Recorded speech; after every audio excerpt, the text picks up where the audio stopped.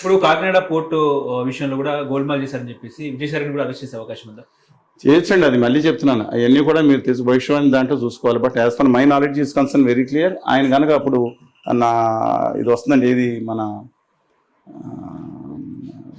ఉత్తర భారతీయ జనతా పార్టీలోకి వెళ్తారని washing powder నిర్మా packet కొనుక్కుని ఆయన కూడా వాషింగ్ పౌడర్ నిర్మా అనగానే మళ్ళీ తిరిగి సఫేద్ అని చెప్పి వెళ్ళిపోతాను. అప్పుడు ఆయన బీజేపీలోకి వెళ్ళి వచ్చుండే, ఉత్తుత్తి నామకే వస్తే వచ్చిండే. But letters wait and see. కానీ రాజకీయాల్లో సహజం, మనం ఆశ్చర్యపోవాల్సిందే ఉందండి. కేసు కానీ అది కానీ ఆయన బెదిరించారనుకుంటే ఆల్రెడీ అది రిటర్న్ వాటా ఇచ్చేసారంటున్నారు. So far I don't know whatever is happened. ఇప్పుడు ఆంధ్ర తెలంగాణ మధ్య నీళ్ల పంపకాల గురించి యుద్ధం మొదలైన పరిస్థితి. బనకచర్ల ప్రాజెక్టు నుంచి చంద్రబాబు నాయుడు గారు నీళ్లు తరలించుకుపోతారని చెప్పేసి హరీష్ రావు పదే ఆరోపిస్తున్నారు. ఏం చెప్తారు సార్? ఒకటి చదివిన బనకచర్ల శ్రీశైలంలో నుంచి అక్కడ రైట్ పెట్టి మనం అక్కడ చెయ్యాలి. కానీ ఇప్పుడు ఆంధ్రప్రదేశ్ ప్రతిపాదించిన ఏదైతే పోలవరం నుంచి బనకచర్ల ప్రాజెక్టులు కూడా నాట్ దట్ మచ్ ఫేవరబుల్ అండి. అది అక్కడి నుంచి ఆ సిద్ధేశ్వరం కానీ అలుగులు కానీ అవి పెట్టుకుని చేసుకోవాల్సిన రైల్గా చేసుకోవాల్సిన ఇది ఉంది. మరి ఇది ఎందుకు చేపట్టే అసలు పోలవరం ప్రాజెక్ట్ని వాళ్ళ 135 అడుగులు డెడ్ స్టోరేజ్కి దుర్మార్గంగా కేంద్ర ప్రభుత్వం బడ్జెట్లో ప్రవేశపెడితే చేత కానీ చావలేని నిలదీయలేని నాయకత్వం అక్కడ ఉందండి. ఏముంది అనుకుంటాం ఇక్కడ? అనవసరంగా హరీష్ రావు గారు మీరేం కంగారు పడొద్దండి. ఫిక్కర్ మత్కన్నా అంటే వారికి బాగా అర్థమవుతుందని చెప్పాను. అక్కడ అంతా కొట్టుకు చచ్చిపోయి ఉత్తర భారతీయ జనతా పార్టీకి అందరికీ భజన చేస్తున్నారు, చెడుత భజన చేస్తున్నారు అని అనుకుంటా ఉన్నారు. అందుకని ఇక్కడ హక్కుల కంటే కూడా అక్కడ గుజరాతీ భాషలో తాకీదు వస్తే వాళ్ళు వింటున్నారు అనే పరిస్థితి ఉంది. వాళ్ళ అడ్డెడ్ ప్రాజెక్టుల విషయంలో ఆ కేంద్ర ప్రభుత్వం రూపాయి ఇవ్వదు, 80,000 కోట్లు వాళ్ళ అవుతుందని ప్రతిపాదిస్తున్నారు. అందువల్ల మీరేం కంగారు పడమాకండి. ఆంధ్రప్రదేశ్ ముందర అనేక సమస్యలు ఉన్నాయి. యువత భవిష్యత్తు, విభజన హామీలు ఇవన్నీ అమలు అవ్వాల్సి ఉంది. భావితరాలు బాగుండాలని కోరుకుంటా ఉన్నాం. మేము ఎంత ఉద్యమం చేయాలని చెప్పాను, ఎంతమంది గట్టి ఉద్యమం చేసాం. మీడియా పదే చెప్తున్నా అండి. మేము ఏ రోజు కూడా ఆపలేదు. ఇవాళ దయచేసి గమనించమని చెప్పి కోరుతా ఉన్నాం. ఇప్పుడు దక్షిణ భారతదేశంపై హిందీని బలవంతంగా రుద్దే ప్రయత్నం బీజేపీ చేస్తుందా అంటే ఏం చెప్తారు? దుర్మార్గంగా లిపి లేని హిందీ భాషను ఎత్తి మీద పడేయటాన్ని చూస్తుంటే చేతకాని చేవ చచ్చిన సమాజం ఉందా ఇక్కడ ఆంధ్రప్రదేశ్లో? ఆ స్టాలిన్ గారు దక్షిణామూర్తి గారు కొడుకైన, దక్షిణామూర్తి గారి పేరు మార్చుకున్న కరుణానిధి గారు కొడుకైన తెలుగు బిడ్డ అక్కడ పోరాడుతున్నాడు. తెలంగాణలో కూడా మాట్లాడుతున్నారు. ఇవాళ ఆఖరి కర్ణాటకలో కూడా మాట్లాడుతున్నారు. మిగతా చోట్ల చెవ చచ్చిన వాళ్ళు ఉన్నారా? తెలుగుదేశం అని పార్టీ పెట్టుకుని ఎన్టీఆర్ గారు తెలుగు ఆఖరికి గుర్తుంచుకోండి. శ్రీకృష్ణదేవరాయలు గారి దేశ భాషలను తెలుగు లెసన అనే పదాన్ని గుర్తుంచుకోండి. ఇవాళ మీకు తెలుగు ఇవాళ కనీసం ఆత్మగౌరవం కోసం భాష నశిస్తే జాతి అస్తిత్వం నశిస్తుంది. వాళ్ళు పోరాడుతున్నారంటే కనీసం ఒక వేలాది సంవత్సరాల చేతులు తెలుగు భాష గురించి మాట్లాడకుండా కూడా ఇవాళ దాన్ని ఆర్నమెంటల్గా అవసరం వచ్చినప్పుడు ఆ వేదికలను పంచుకుని మేము చేస్తున్నాం చెప్పడం కాదు, కనీసం భాషల్లో కానీ మిగతా విషయాల్లో కానీ దయచేసి హక్కులు గుర్తించమని చెప్పి కోరుతా ఉన్నాను.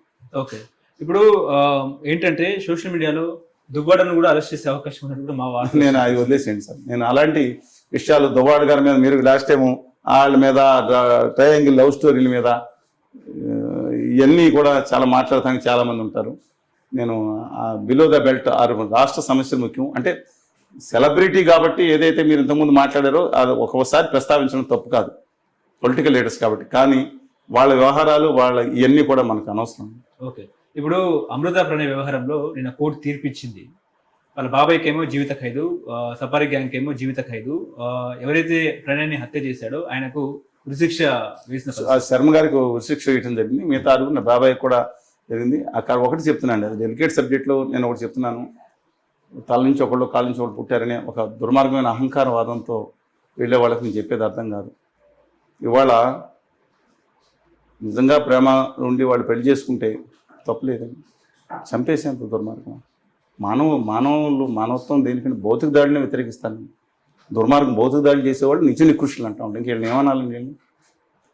అంటే వాళ్ళ సైడ్ నుంచి వీళ్ళు చెప్పేది ఏంటంటే వాళ్ళు మ్యారేజ్ చేసుకున్న తర్వాత అక్కడికి వచ్చి టాక్లో తిరగటం, అక్కడంతా రెచ్చగొడటం, ఇవన్నీ వాళ్ళ హక్కుగానే అంత అవసరం లేదండి.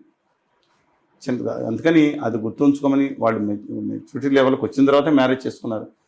చిన్న వయసు 9వ క్లాసులో కూడా తిరగటం, వారికి ఇవన్నీ తిరగటం అబ్సల్యూట్లీ అది కూడా మంచిది కాదు. దాని మీద 2 రాష్ట్ర ప్రభుత్వాలకు ఇంతకుముందు విజ్ఞప్తి చేసి మళ్ళీ చేస్తున్నాను. దయచేసి ఆలోచించుకోవాలి. ఎందుకనంటే ఒక కెరీర్ కౌన్సిలింగ్ క్లాస్ ఒకటి పెట్టి వారానికి 1-2 రోజులు దాంట్లో నైతిక ప్రవర్తన గురించి, అంటే మన పోలీసులను కాదు కానీ ఇవాళ విచ్చలవిడిగా జరుగుతున్న ఈ నెట్ ఇవన్నీ దాంతో చూసిన తర్వాత ప్రజల్లో స్టిమ్యులేషన్ పెరుగుతూ ఉంటుంది. కొంచెం ఆలోచించుకోవాల్సిన అవసరం ఉంది. ఇన్ఫాచ్యురేషన్ని ప్రేమగా అనుకుంటాం కూడా ఇది కాదు. అలా అని చెప్పి దుర్మార్గాలు చేసే వాళ్ళు ఎంత దుర్మార్గం అండి. అమ్మాయి గర్భవతి కూడా ఎంత భయంకరంగా అమ్మాయిని ట్రోల్ చేశారని తప్పు కదండి. ఒకవేళ ఇంకా చాలామంది ఉన్నారు కదా ఎంత దుర్మార్గం. దయచేసి ఆ విధంగా సరికాదని భావిస్తూ ఉన్నాను. మిగతా వాళ్ళు కూడా వాళ్ళ మారుతిరావు A1 ఏదైతే ఉన్నారో ఆయన చనిపోయాడు. వాళ్ళ శిక్ష అందరికీ పడింది. వాళ్ళు ఎవరో కూడా సుఖంగా లేరు. 15 కుటుంబాలు అందరూ కూడా వాళ్ళ అమ్మాయిలు వెక్కి ఏడుస్తున్నారు. విద్వేషం ద్వేషం మంచిది కాదు. ఇప్పుడు ట్యాప్ చేసి భయంకరంగా నేను చుందం ఎవరన్నా చేసుకుంటే కానీ తిరిగి తీసుకురావడం అది వేరే సంగతి. ఇష్టపడి వెళ్ళినప్పుడు అది కూడా కొంచెం సేవనం సౌభ్రతత్వంతో అందరూ వ్యవహరించుంటే బాగుండేది. ఓకే, ఇప్పుడు తెలంగాణలో విజయశాంతికి ఎమ్మెల్సీ పదవి వచ్చింది, ఎట్లా చూస్తారు సార్? మిత్రులు, ప్రియమైన శత్రువులు లాంటి మిత్రులు. ఎందుకంటే విధానపరంగా నేను విభేదించాను అద్దంకి దయాకర్ గారికి, కానీ చాలా మంచి వ్యక్తి, ఆయన రావడాన్ని హర్షిస్తున్నాను. అలాగే ఇంకా చాలా గట్టిగా వాదన చేశాం మేము. డాక్టరేట్ చేసి పెద్ద గొప్ప స్థాయిలో ఉండి ప్రజారాజ్యం పార్టీలో సామాజిక చైతన్యం కోసం వచ్చిన డాక్టర్ శ్రవణ్ గారు కష్టాలు పడ్డాడు. ఆయన అన్ని వదిలేసి నరకం అనిపించారు ఉద్యమంలో చాలామంది చూసుంటే. దాంట్లో శ్రవణ్ గారు ఒకళ్ళు. ఆఖరికి తమిళిసై గారు ఎందుకు ఆలడ్డం, ఆయన ఇంటలెక్చువల్ కాదా, ఓలుకెళ్ళారు. ఆయనతో 10 నిమిషాలు కూర్చుంటే మీ ఇంటలెక్చువల్ ఎంతో ఆయన ఇంటలెక్చువల్ ఎవరు తెలిసిపోద్ది.